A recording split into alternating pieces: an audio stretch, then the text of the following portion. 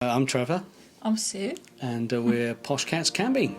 And we've been vlogging now for about 3 years with our motorhome, and we've now got an IH campervan, which we love, don't we?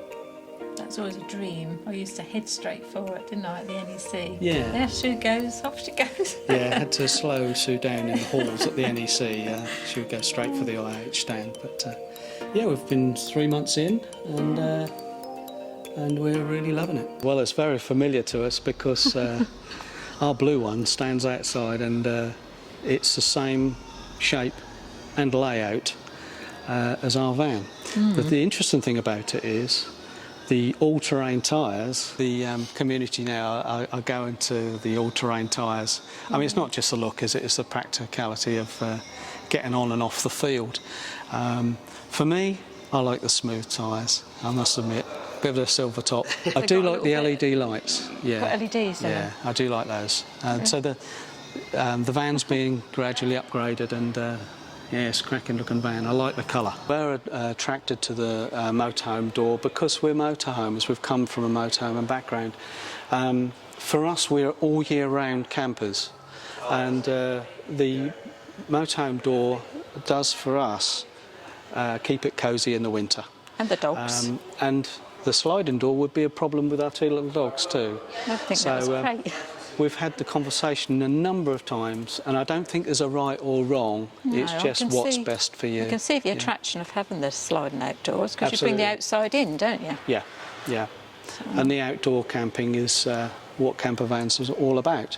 But this was a big plus for us. The front of the Crafter is so spacious. We found already that, and almost straight away, that the width of the cab of the VW Crafter seems to be slightly squarer and offers more space.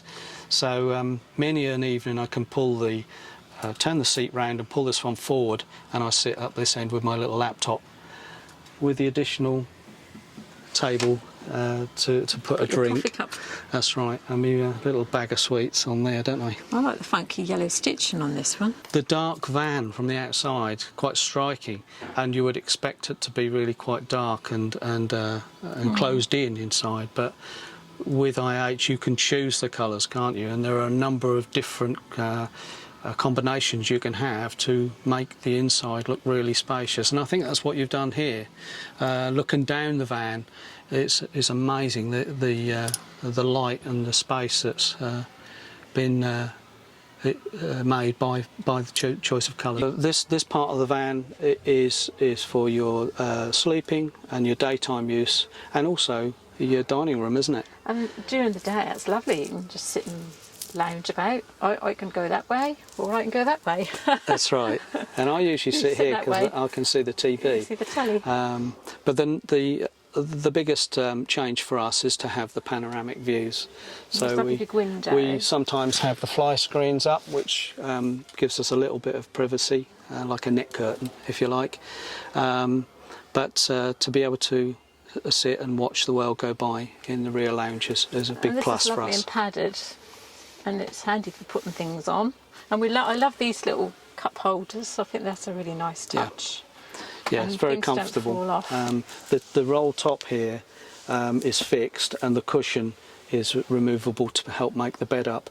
And having that top, it's really comfortable on your back. Well, we bought a little caravan, didn't we, in 1984, a Sprite that had been revamped, hadn't it? Yeah. And that's when we first started caravanning, because my mum and dad used to caravan and go on the rallies with the Suffolk Centre. So we got into that. And then obviously when our children come along, we carried on going to the Suffolk Centre with the children. And then we started running the rallies, didn't we? And we did that for how many years?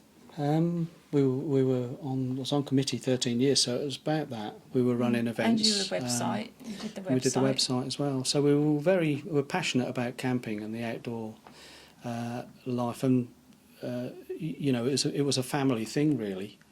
As Sue said, and then we got more friends to come to the events, and before you knew it, we we were running the big events with live bands and all sorts going on.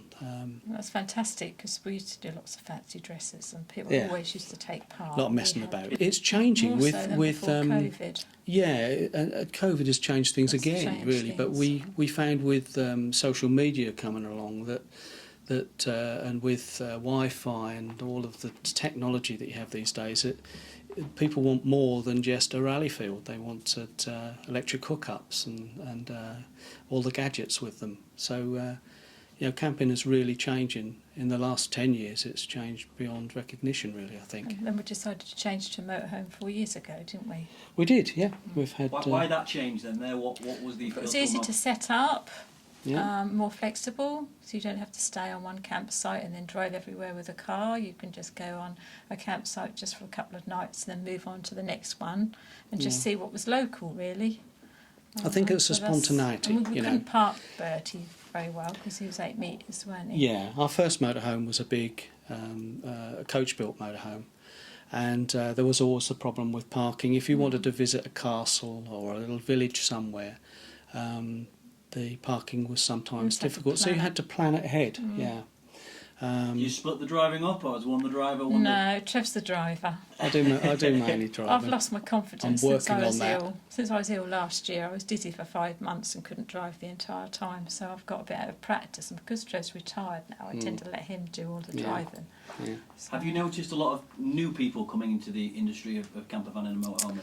Yeah, Yeah. with the sort of development of a staycation, as a lot of people call it, campervans and caravanning has really boomed, and we've seen that in the marketplace, haven't we? With the all of the used sector of caravan and motorhome is struggling now to find good, clean used vans. So the market's very buoyant. and more people are living in their motorhomes now, aren't they? Yeah, yeah. And you get the self-builds where they can buy a vehicle. Yeah, at a sometimes good get an old price, van and yeah. it's more affordable for them. They Yeah. can build it however they like. So can't that's they? the thing, isn't it? You're getting a cross section of, the self-build, low budget, entry level kind of campers, right up to the luxury, the big continental vans that you see now. We've never seen them before. When we started off, there was no such thing. You had a little caravan, and there was about 4 to choose from. Now the NEC is full of hundreds of different brands and different levels of specification. What's good for us, what might not necessarily be good for a couple of similar age or whatever. It really depends on what is important to you. A fixed bed, an end washroom, somewhere to sit at a dining table. It really, the layout is most important. Yeah. The length of it as well, Yeah, depending on what that's right. size driveway That's you right. have. Yeah. You need. Yeah. Why Smurf then? Let's try and dig into Smurf. Well, our friend Our friend Pip Pip, thought of yeah. the name. We often bounce ideas off our friends, and we just said to Pip, we knew that she'd got a van, a little blue van, and Called Spog, called Spog. because of his number plate. That's right. And we said we need some help to think of a good name for our van. And a little blue van. We tried all sorts of different names and different connotations of the word blue. And she said it's like a little Smurf, and you could be Papa Smurf, you see, with the beard. And it's a play on our surname, because That's we're right. Smith, and it's Smurf. Yes. So we, rather than have any copyright issues with the cartoon people, Smurf, we use an Smurf with an I I. instead of a U. I like So it. that's Smurf with an I. Well, we wanted a smaller motorhome for parking. We like the van conversions, Yeah. don't we? Yeah. And the layout, I like the U-shaped lounge area, because I could call it slob on it. I found that like the dinette area in Bertie, I never sat in there because the seats were so upright. And you used to like the cabin chairs, but I wasn't so keen on sort of sitting on those. So I used to sit on the bed, didn't I? But Yep. we thought, this way we've got a lovely comfortable area that's got multiple use. You can sit there with the table and eat. You can lay on there at night and go to And sleep. I think really that stems back to when we were caravanners, because in a caravan you have most of the time you have a big bay window at the front, and you've got the view all round. And we'd missed that, haven't we, with our first motorhome? With a cab, so we enjoy having the panoramic view. There are things we miss with a smaller van, like the fixed bed and much larger washroom. But I like the washroom. oh yeah, Smith. I think it's quirky. It's really like a little quirky, ensuite with both the doors open. That's right. I really like it. And the benefits of being more compact when driving, and the comfort is immeasurable. Being in my narrower opinion. as well. Yeah. You can go down the little bits on the roads that say that's right. 6'6", we can go down those ones now. And little lanes, you don't worry so much about something coming the other way. So it is a big transition from, what was the van previous? Sorry, It was a Swift Bolero, and it was 7.77 metres long. With the bike rack, it was just about 8 metres long. So there's quite a wide, long vehicle, and there was an overhang behind the back wheels as well, which you had to consider when you're manoeuvring. And parking in Tesco's was always a challenge, you know. Whereas with the van conversion, albeit we are still 6.8 metres long, it's slimmer, and it's just easier to get into those situations. You still think a little bit, because it's by no means a small vehicle, but and again, downsizing to the Fiat Ducatos, which are 6 metre and 6.3 metre, you get even more flexibility with the parking. It feels like a car inside. Yeah. And you don't get the rattles and crashes that we used to get with the That's motorhome. right. Yeah. And when you're wild camping, I don't feel like I stand out so much. Or if we're in a car park, you feel like you're part of a car, like a car, because of the colour. Incredibly eye-catching. We were up in the Hebrides, and we just parked up, hadn't we? And this lady came running over to me. She said, "Oh, can you stand up in your motorhome?" I said, "Yes." I said, "Would you like to go and have a look? My husband's there." So she came in and had a look, didn't she? Yeah. She loved it. We almost sold one there and then, Josh. It was the enthusiasm for the crafter, and we haven't seen anything like this before. Where do you get them from? It's been amazing, Well, hasn't even it? at the Norfolk Motorhome show, Yeah. someone come and knocked on the door and said, "Please, could you tell me where you got your motorhome from?" Fortunately, IH were there, so we said it's the third stand on the left.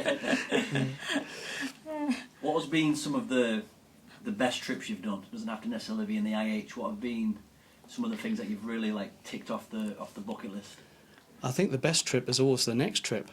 Scotland is always my Sue favourite. loves Scotland. I love Scotland. Highlands. Yeah, the Highlands. Sue loves Scotland. I like Wales, South Wales. We've got friends there, and always special to go to South Wales. But anywhere in the UK, it's unbelievable just how many places there are. We've been camping for 30 odd years, and still places we've not seen. You know, in Northumberland, for example, we keep saying we're going to go to Northumberland. Love it there. And we still haven't been properly, you know. We've passed through it a number of times, and so Great Britain has a huge amount to offer. But next year we would like to go abroad. Yeah, we're not going to give away Think too many about that. secrets. What, but, Europe? I think we'll be hopping across to France before long. Eventually I'd like to drive up to Norway and see the aurora in August or got, September. But at the moment we're committed with childminded, aren't we? Yeah, So we need yeah. to go for 3 weeks max, really. There's Are you family spontaneous commitments. with the trips, or is it planned? Mainly planned, but every now and again someone will say, "Would you like to come with us to somewhere, or would you like to come to the IH event?" And we change our plans. Yeah. So that's the beauty of where we are now, is that we can literally say on a Thursday, "Look, the weekend weather's looking good." We can get the van out and be out on the road at a drop of a hat, really.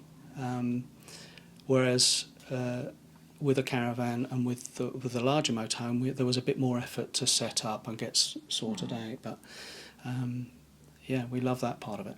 Is UK motorhome friendly? Like, is it campervan friendly? Were you? I don't think it is as much as Scotland. Yeah, Parts of Scotland Scotland, I seem think to be they're more getting a bit friendly. fed up. We've only With them. visited France with our caravan a few years ago, Yeah, I and think the Europe the is really French good airs from what and the people have sites. said. Yeah. It's really well Yeah. set up for It's motorhomes. I think it's different to the UK, and whether it's more friendly or not, I think there's just more campsites, more airs, and free parking than there is in the UK. And France is a huge country, isn't it? So you know, you're thinking there's more space, rather like Scotland. There's lots of space. So we're itching to get across the English Channel, and hopefully that'll come off in 2022. Well, I think the first step really is knowing what it is you want, what you want to buy, and we'd already been through our top 10 vans. We'd got a shopping list of the things that we could and couldn't live with, and once we spoke with IH, from time to time you'd see you guys at the shows, and we knew that we were coming to the point where we wanted to change our van. 2 years ago we could have done it, but the time wasn't right. We hadn't had our van for very long.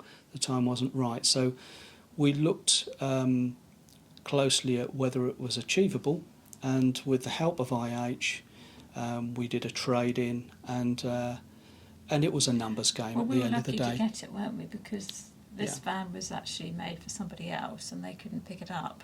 So that was then Because of and it hadn't been COVID. put on your website. So Nicola told us about it. So Yeah, because of COVID, That's there was a how- van that would have been sitting there waiting for collection, and it was part built.